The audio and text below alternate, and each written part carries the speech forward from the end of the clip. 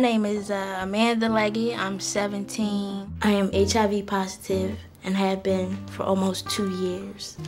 I found out 2 weeks before my 15th birthday. When I first found out that Amanda had HIV, she called me on the telephone. And she said, "Mom, I got that thing." And I kind of knew what she was talking about at that point, so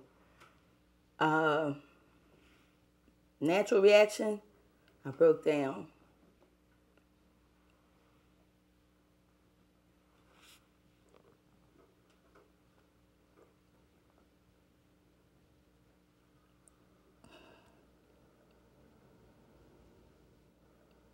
I went to a private school, Evelyn Graves Christian Academy.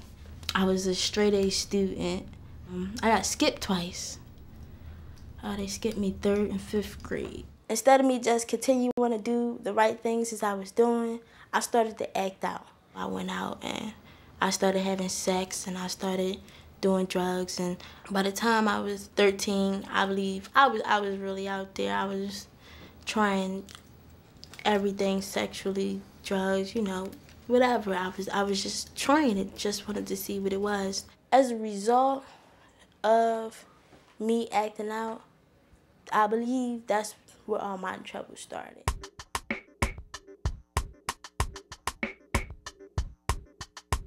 I never even thought about HIV when I was growing up. Never paid much attention to it, never really talked about it except for such and such got, you know, AIDS and HIV, and that was about the furthest it went, was just, you know, conversating and talking about people who have it and how nasty they were. The worst decision that I ever made was the day I decided to do drugs. Drugs led me on a serious destructive path. If I could go back, I'd have never did it. I'd have never started. I got HIV through sex.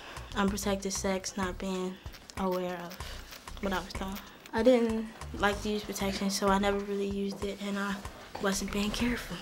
In school, it was a lot of people who came in there talking about different STDs. I never paid attention to it. I believed that I was invincible and why nothing ever would happen to me. I always thought it was a free period. I ain't have to do no classwork or nothing like that. So I sit there and talk to some of my friends. I never really paid attention to none of that. Wish I did. When I found out I had HIV, it wasn't because I went and got tested or somebody said something about them having HIV or anything like that. It was basically my doctor asked me just on a whim, and I was like, okay, whatever, I'll take the test. He told me I had to wait 2 weeks for my results. I forgot. I took the test. I really did forget.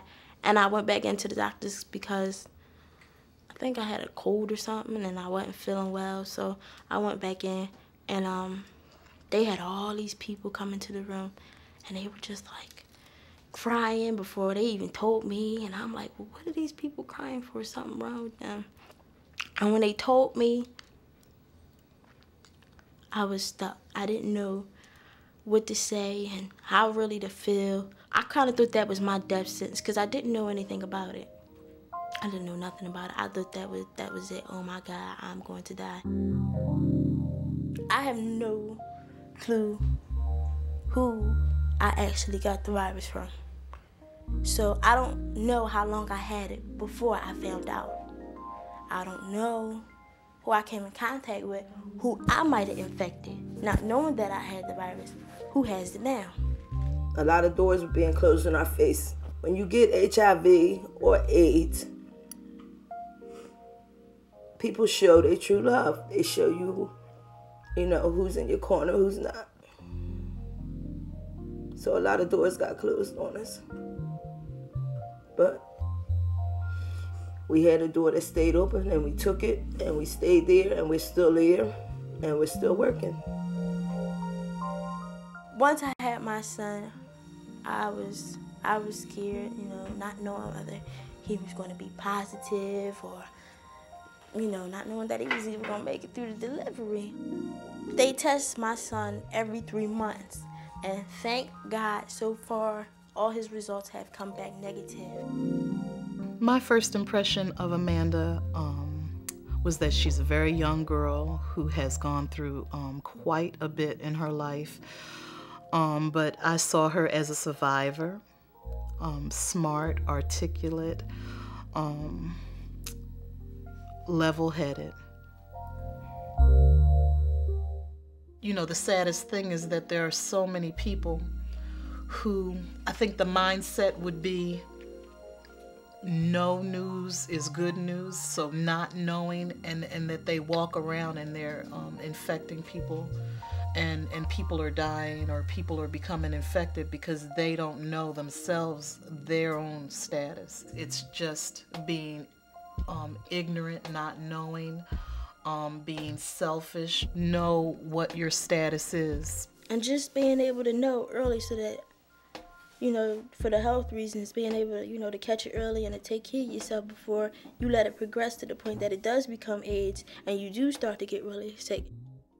Buying a condom is a lot cheaper than going to the damn doctors and finding out you got HIV and, you know, you could die. HIV, it doesn't discriminate between age, sex, race. Doesn't discriminate against anything. It's just waiting around, hanging around for some poor fool to come. It doesn't have a particular look to it. It can look like you, it can look like me. You never know what your status is until you get tested. Just know that it's serious, it's for real, and it kills.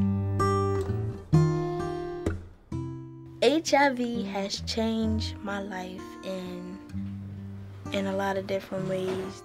That this thing is serious, and that it just, a lot of things are very serious and should be taken more seriously than what they are. So it just made me more driven to pursue all my dreams and to help as many people as I can along the way. I'm making this video so that everybody, to whoever, that HIV is serious and it can happen to anyone. Yeah, I have hope for the future. I believe eventually more and more people will open their eyes and realize, you know, that this is really happening. And more people will use protection, and more people will, you know, the numbers will go down and scientists will do their jobs and get us a cure out here, and we'll be all good. Everything she has, you know, she earned. Nothing free there.